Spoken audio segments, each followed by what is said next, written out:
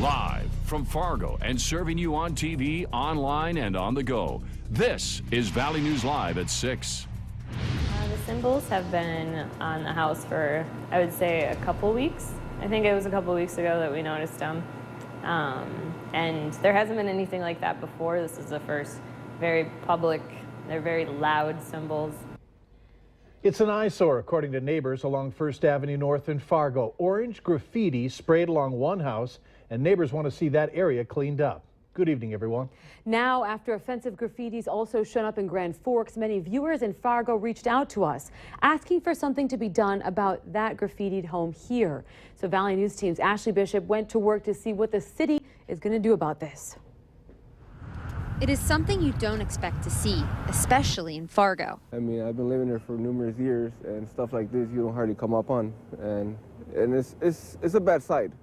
It's something that we're not proud of, obviously. This house in the 1400 block of First Avenue North has graffiti on it, and it also has damage by fire. The houses next to it aren't in much better condition. Ramshackle properties that neighbors describe as an eyesore. Viewers told us to investigate and wanted to know why the city hasn't done more to clean up the properties. We took the questions to the Fargo Inspection Department. The city first told us they didn't know about the problem properties, but they later admitted that they were familiar with them and the owner. Because he has in the past at least owned several properties in town, some of which we had to chase down once in a while. Strand says people need to be proactive by reporting rundown homes to the city so they can address them. He also says it is a lengthy process before the city can take the homes over and even demolish them, and sometimes that can fall to the taxpayers. We have to do whatever we do responsibly. We can't just rush in and start doing things just because it seems to be the popular thing. We have to do them based on the laws within which we have to operate. After we confronted the city about this issue, Strand told us they are taking action and will release citations later this week to the property owner about cleaning the lot up. We attempted to reach out to the owner of the properties, but he did not answer at his home.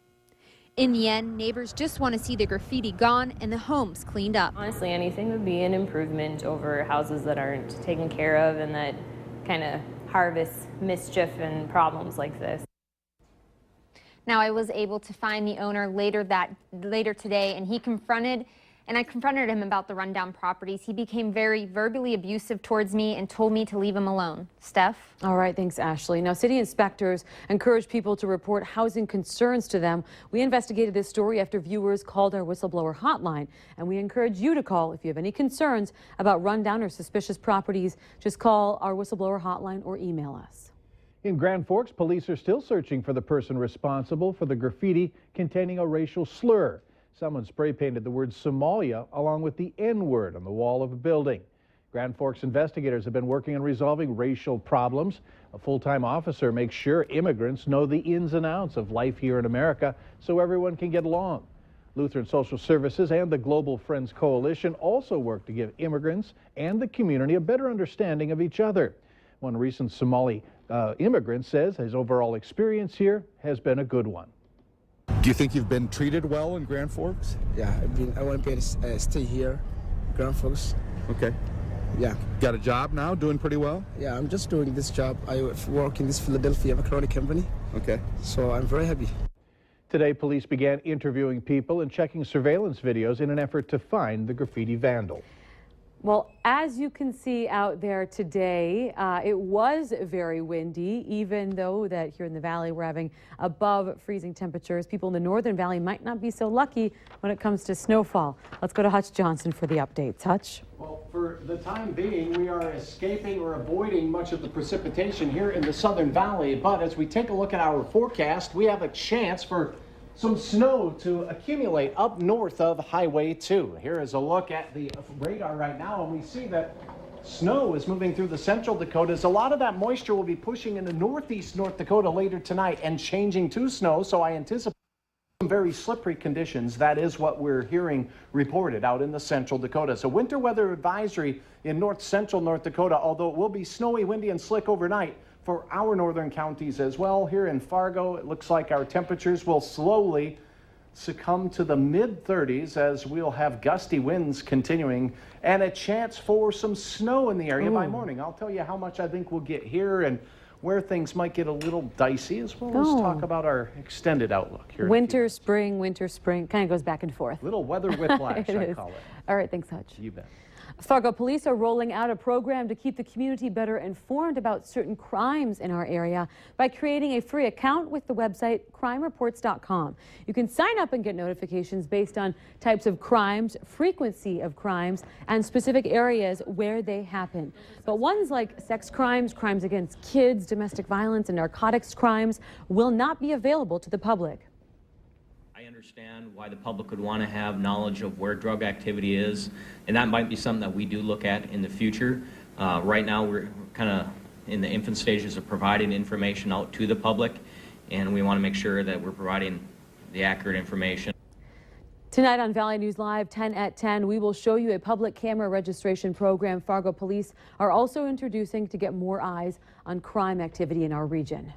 New information on the ATV crash last week in Otter Tail County. The state's attorney's office there says one of the two people involved will be facing charges.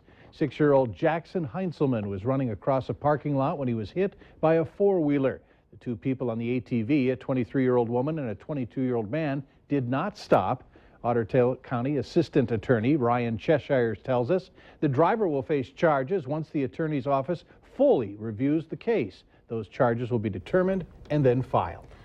A man has been found not guilty in the death of his girlfriend who died after their car ended up in an Otter Tail County lake. Florida man David Hamill was facing criminal vehicular homicide charges in the death of Holly Homewood on July 4th. He was convicted of drunk driving, but as attorneys argued, Homewood was also to blame in the crash. They say she hit Hamill in the face while he was driving, and they say that caused him to lose control of the car on a curve.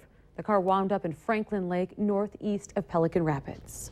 Your privacy is at the center of a debate in St. Paul, where Minnesota lawmakers have taken up unreasonable searches and seizures. Now, the bill proposes amending the state constitution to further protect Minnesotans' emails and electronic data. Police say this is simply the state catching up to current practices and new technology.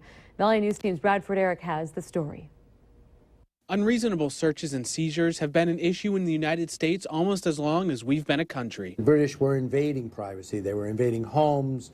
They were invading houses. But what is it? If they have the right circumstance, say it drugs or whatever, they have reasonable right to search and seize. Yes. I might have an idea, but I guess not really. It's law enforcement seizing evidence in an investigation while not having a search warrant. And now some Minnesota lawmakers want to extend the protection. We want it made clear that at least in Minnesota, that these particular items, these electronic data items, are protected by the Constitution, not just by a court's interpretation of the Constitution. Kirshner is an attorney that deals with constitutional rights.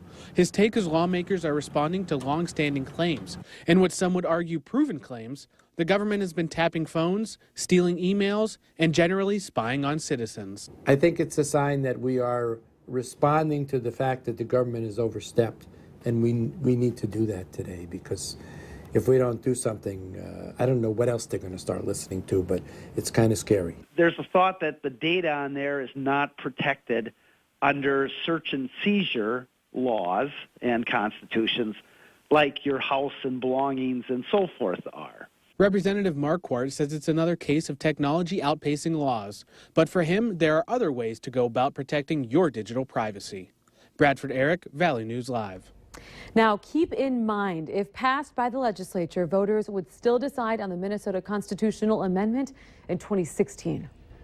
Those associated with the local United Way have reasons to smile after reaching its goal. Thanks to the outpouring of donations, the United Way of Cass Clay raised $5.5 million. So today's annual meeting had a feeling of a big party. A packed house at the Ramada Plaza Suites today made it the largest such event in the organization's history. Lots of awards, too, with Discovery Benefits earning the prestigious Donath Campaign Award of Excellence. In all, 11 organizations were honored for their work in this year's campaign. If you're wondering about funding for the Fargo Diversion Project, then you need to head over to Liberty Middle School right now. An informational meeting is underway. It involves a ballot sent in mail to property owners who will benefit from the diversion project. Filling it out will decide on a backup plan to pay annual assessments. The assessment district would kick in only if 2 voter-approved sales taxes don't generate enough money. That meeting at Liberty will continue till 7:30 tonight, and a final meeting is going to be held at the Fargo Dome next Tuesday, March 31st from 5:30 to 7:30. Later on Valley News Live at 6, it may not feel like spring, but we're going to give you some tips on your spring cleaning. And the air has been in a mighty hurry today, gusting over 45 miles per hour in Fargo-Moorhead. I'll have details on a windy and for some white forecast. All that next.